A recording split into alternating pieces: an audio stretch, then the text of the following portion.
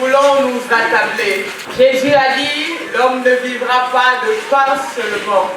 Et nous bénissons le nom de Dieu pour son Fils merveilleux qu'il a suscité pour nous nourrir ce matin, le révérend Julien Idiata.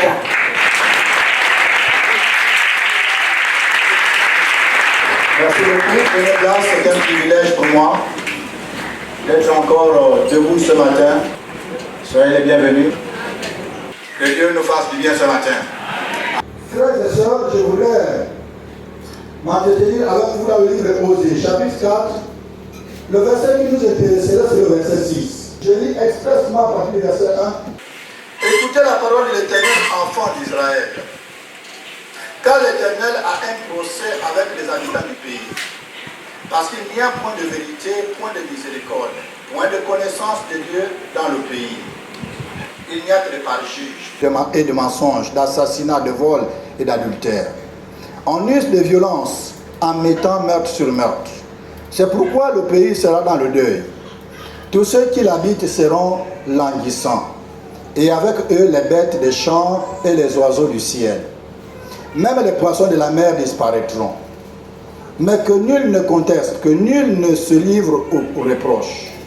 Car ton peuple est comme ceux qui disputent avec les sacrificateurs. Tu tomberas de jour. Le prophète avec lui tombera de nuit, et je détruirai ta mère. Et nous tombons au verset 6. Mon peuple est détruit parce qu'il lui manque la connaissance. Puisque tu as rejeté la connaissance, je te rejetterai et tu seras dépouillé de mon sacerdoce. Puisque tu as oublié la loi de ton Dieu, j'oublierai aussi tes enfants. Fin de citation. Et que le peuple dit avec moi, Amen. Amen. Encore Amen. Amen. Frères et sœurs, l'objectif de la prédication de la semaine dernière, c'était que chaque enfant de Dieu établisse une relation intime, sans rupture avec son Père. Et l'objectif, le deuxième objectif, c'était de dépendre totalement et entièrement du Père. Nous avons simplement remarqué que les chrétiens du 21e siècle ont un souci. Le souci, c'est de revenir aux fondamentaux du christianisme. Je voudrais vous dire un peu une histoire dans l'Ancien Testament. C'est l'histoire du peuple d'Israël qui s'est fait arracher l'arche par les Philistins. Et n'oubliez pas que l'arche, à l'époque, ça symbolisait la présence de Dieu, leur bien-être, leur protection. Au fait, tout ce qui était lié en bien pour eux, c'était conditionné par la présence de cette arche-là, qui était le symbole de la présence de Dieu. Mais malheureusement, le diable ne vise que ce qui est important, ce qui est essentiel, ce qui est vital. Et il a suscité que les Philistins prennent l'arche. Pour que leur vie revienne à la normale, il faut que l'arche revienne. Frères et sœurs, on peut chanter, on peut prier, jeûner, prier, faire des sacrifices, des offrandes sacrificielles. On peut faire le dire, tant que l'arche n'est plus là, nous aurons du mal à avoir le bien-être. Pour que nous devenions des chrétiens efficaces, des chrétiens qui font peur au diable, il faut que l'arche revienne. Le problème des chrétiens aujourd'hui, ça n'engage que ma petite théologie. Le problème n'est pas le péché, d'abord. Le problème n'est pas le diable, d'abord. S'il y a des combats spirituels à faire, c'est que l'arche doit revenir. Vous ne mènerez jamais le combat spirituel sans la présence de l'arche. Mais tant qu'elle n'est plus là, c'est notre volonté qui s'installe. Nous obligeons Dieu à ce que nous croyons, à ce que nous voulons. Et vous savez que quand Dieu se retire, la santé se retire, le bien-être se retire, la protection se retire.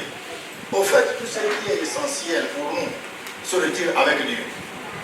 Suivez, Jésus a posé la question aux disciples. Quand j'étais avec vous, il vous a manqué de quelque chose? Les disciples m'ont dit non. Quand Jésus est présent, il ne nous manque de rien. Et même s'il te fait traverser dans la vallée de l'ombre de la mort, sa présence te rassure la victoire. Amen. Sa présence te rassure le succès. Amen. Voilà pourquoi il a dit, je ne t'abandonnerai point. Je ne te le laisserai point. Je suis avec toi tous les jours jusqu'à la fin du monde. Et s'il y a quelque chose que nous devons chercher toute notre vie, c'est de demeurer en sa présence. Le problème de l'homme ce matin, ce n'est pas un problème de péché. C'est C'est un problème d'ignorance. Et tout péché qui n'est pas confessé, hein, n'est pas pardonné. Si nous sortons de l'ignorance, nous aurons la solution du péché. Donc, à mon avis, le combat spirituel devrait d'abord être la délivrance de l'ignorance. Le peuple de Dieu ne périt pas faute de démons. Le peuple de Dieu ne périt pas faute du péché. Mais il périt faute de la connaissance. Ce matin, je vais peut-être vous choquer. En vous encourageant plutôt à faire les combats spirituels contre l'ignorance que de faire des combats spirituels contre le diable. La Bible déclare que vous connaîtrez la vérité et la vérité vous rendra libre. L'ennemi des chrétiens, le plus redoutable, ce n'est pas le diable, mais c'est l'ignorance. Parce qu'aucun de nous ne fait l'effort personnel, individuel, de combattre l'ignorance.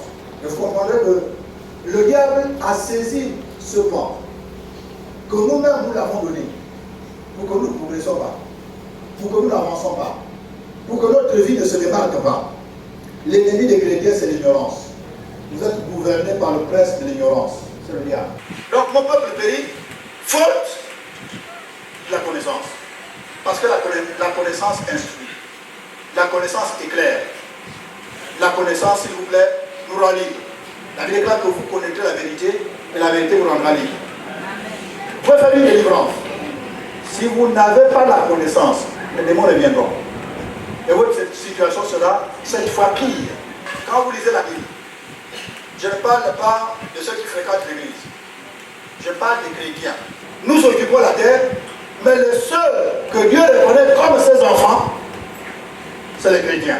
Donc vous comprendrez que notre présence sur terre, c'est une présence légale. Parce que celui qui a créé la terre reconnaît en nous son identité. Et c'est sur cette base qu'il a dit tout en bas, vous allez apprendre de ton pied, il te donne en possession. Parce que tu es légal. Parce qu'il te reconnaît. Il ne reconnaît pas le diable comme égal sur terre. La seule personne qui le connaît comme présence légale, juridiquement, c'est l'enfant de Dieu. Donc quand vous êtes dans un quartier, vous êtes légal dans ce quartier. Parce que vous êtes le seul qui est en direct avec celui qui a créé ce quartier. Mais votre quartier appartient à Dieu. C'est Dieu qui a créé ce quartier. Et dans ce quartier, il y a un chrétien.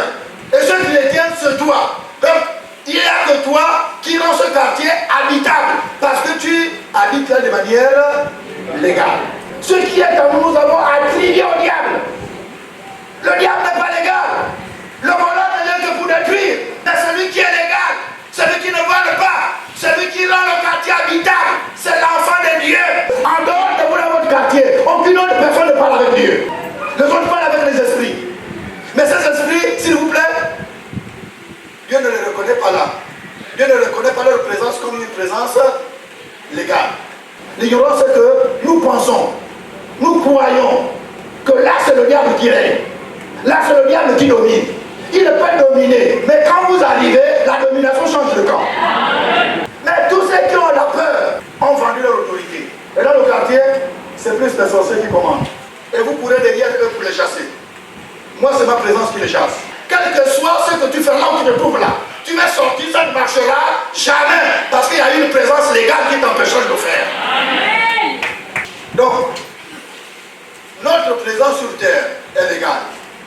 Par conséquent, nous avons la responsabilité d'imposer le règne de Dieu là où nous sommes.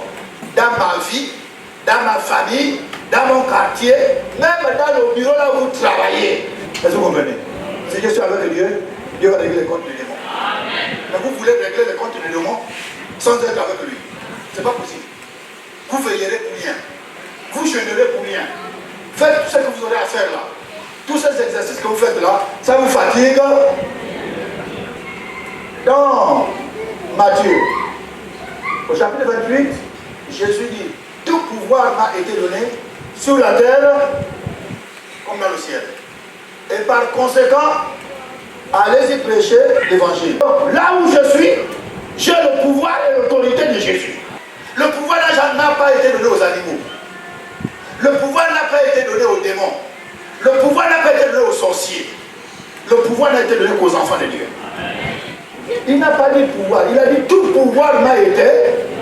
Tout pouvoir. C'est tout. Quand vous lisez Genèse, chapitre 1, verset 2. Au commencement, Dieu créa les cieux et la terre. La terre était informe et vide. Il y avait des ténèbres à la surface de l'abîme et l'Esprit de Dieu se mouvait au-dessus des eaux. Trois choses dans ce verset. La première chose, la terre était informe. Informe et vide, c'est deux mots différents. Le deuxième problème, c'est l'obscurité. Et vide, là, c'est le chaos, c'est le désastre, c'est la confusion. Mais ce qui va nous intéresser, c'est la partie des ténèbres. Vous savez, c'est nos Bibles en français qui disent qu'il y avait des ténèbres. Mais dans les textes, il s'agit de l'ignorance. C'est ce qui symbolise les ténèbres. Et quand vous n'avez pas la connaissance, vous êtes dans les ténèbres. Quand vous n'avez pas la vérité, vous êtes dans les ténèbres. Quand vous n'avez pas la révélation, vous êtes dans les ténèbres.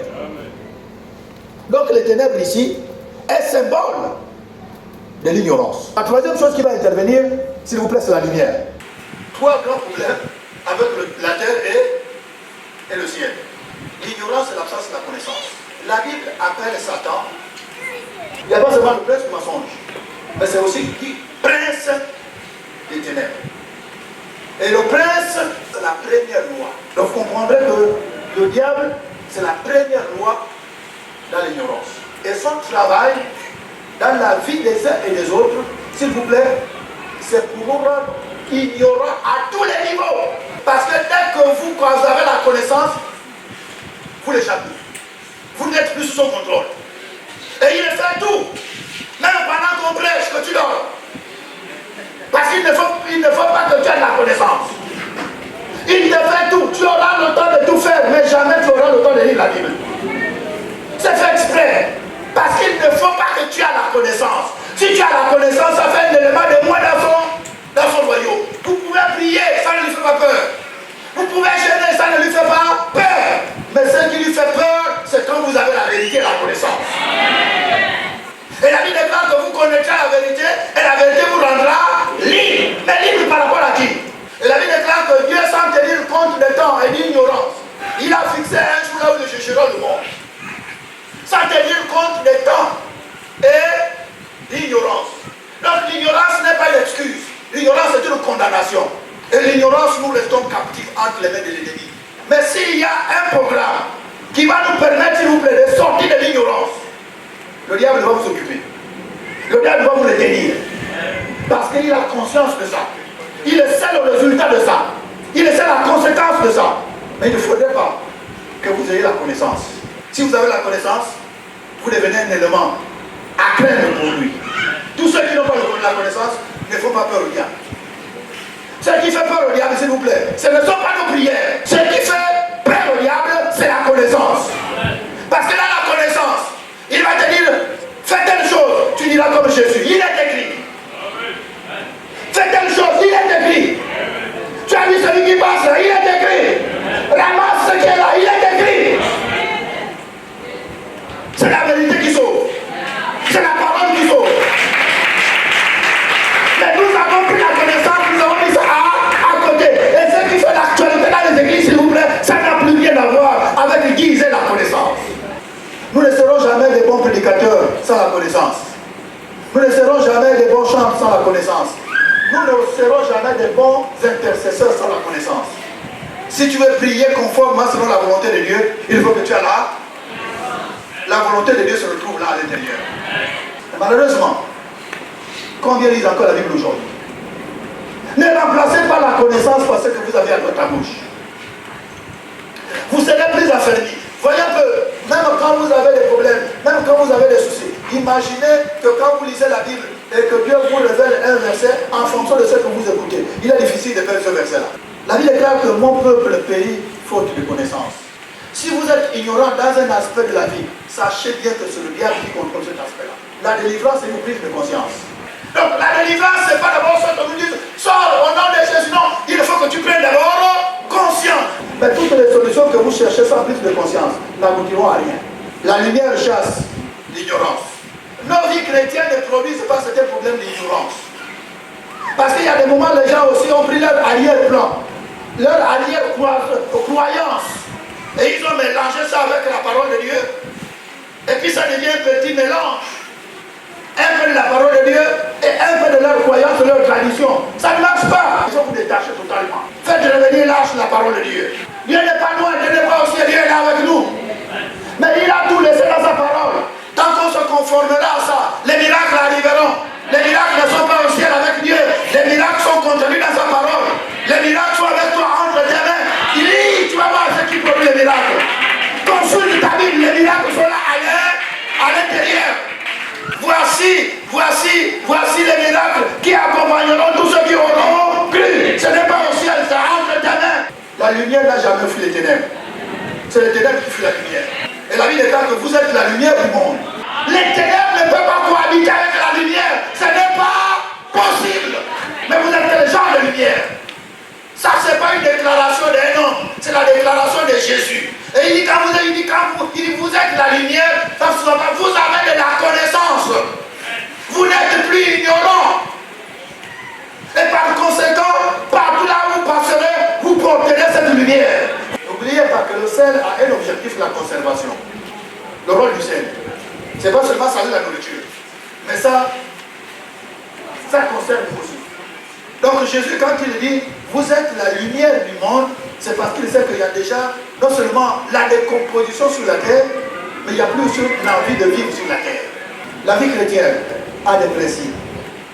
Parmi les principes, il y a sortie de l'ignorance. La parole de Dieu est une lampe à nos pieds et une lumière sur notre sentier. Tout est là à l'intérieur. Merci beaucoup pour votre patience et votre écoutement.